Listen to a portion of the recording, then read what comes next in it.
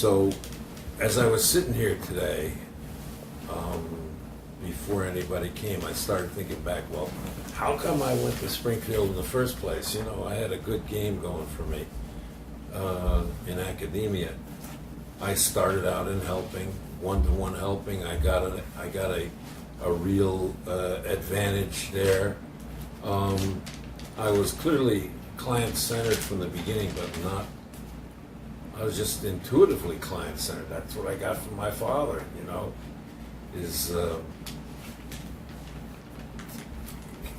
know, I could go back and tell stories about that, but I didn't realize that somebody had usurped the term as if it were non-directive, and I was never non-directive, as everybody knows. But I had real advantage in the field, and we were well on our way into factoring out what the ingredients were. And I'd also gotten into the group experience, group helping, where I felt that I could do everything in group that we could do individually, and you can do some things in group that you can't do individually. So I definitely favored the large group, and you might say I was receptive to the community. But the reason I went there, and I've discussed it with you, some of you have heard that before, is I wanted to go upstream to find out where the bodies were thrown in. Because basically in helping, you're working with victims of something. And I didn't know what that something was. I mean, you know, community was a concept. And I wanted to basically, you could call it counterphobic, which has been one of my tendencies in my life. If I'm afraid of it, I'll attack it. But I wanted to find out, hey, where are the victims being thrown in? So, you know, Sprint Hall basically sponsored it. He pulled together the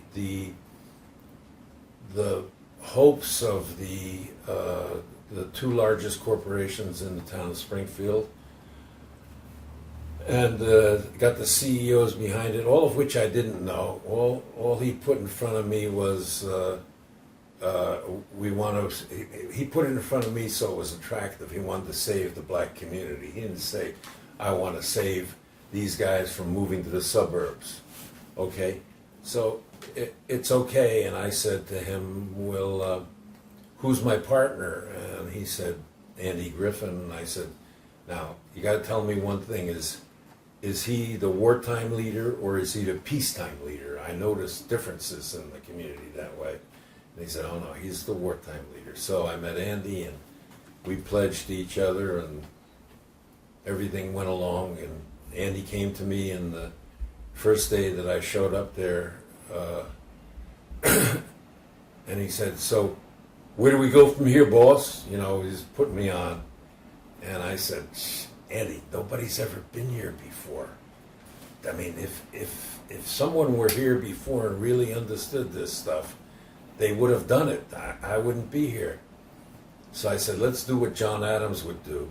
I'm going to ask you to go out next 2 weeks, speak to everybody that you can in the community, brown as well as black primarily, and ask them what they'd like to do for the rest of their lives, you know. He said, that's it? I said, that's it. That's what I call democracy. So, he went out.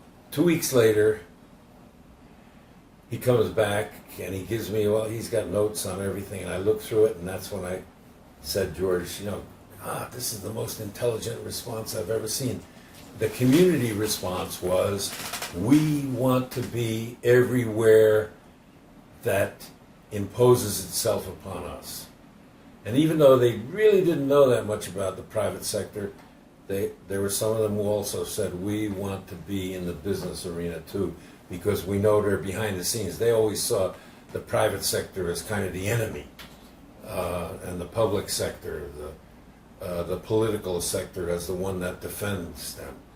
So I said, wow, you know, that's really, I mean, that's a genius response to a unanswerable issue that I gave him.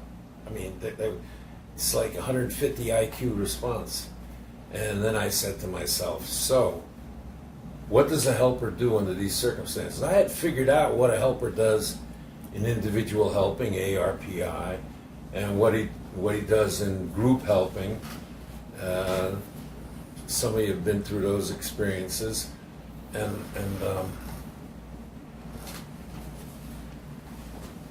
I said, well, I really have to figure out. I didn't use the terms components, functions, processes, but I have to go into the critical parts of the community and find out what they represent. The other question that I asked them was, okay, so what's the mayor done for you? And they said, the who? It's like, and what has the town council done for you? I said, well, then we're going to have to bypass. And it's like I was talking to George here. I just didn't want to get in with guys who weren't doing anything for them anyway. So I said, well, we'll create a shadow community. And so I took that burden on me. This was an empty space. There was no definition inside that space. Andy had been a sociology major. And I said, any books that ever, operationally define this? No. So I said, so what I'm going to have to do really is become all the critical elements which have evolved to the ones we're dealing with here. Home, school, college. We were based at a college. Governance, private sector, business and industry. So,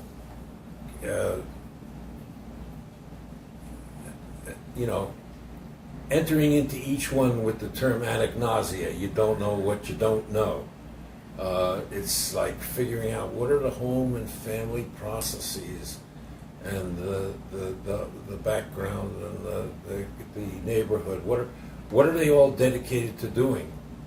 And then repeating this in the school, and then in the college, and then in the governance, which we had written off. We intended to bypass it. Doesn't mean we couldn't redefine it. And then the private sector, which was in fact behind the scenes supporting this, so that they would not have to move into the suburbs, because they were at that point of considering the community the enemy, that the people who walk the streets were threats to their employees, and they saw them as the enemy. Sprint Hall sent this in as a lifesaver, saying, I think there might be one experiment we could try before you commit these tens of billions of dollars to building up an Agawam. Okay?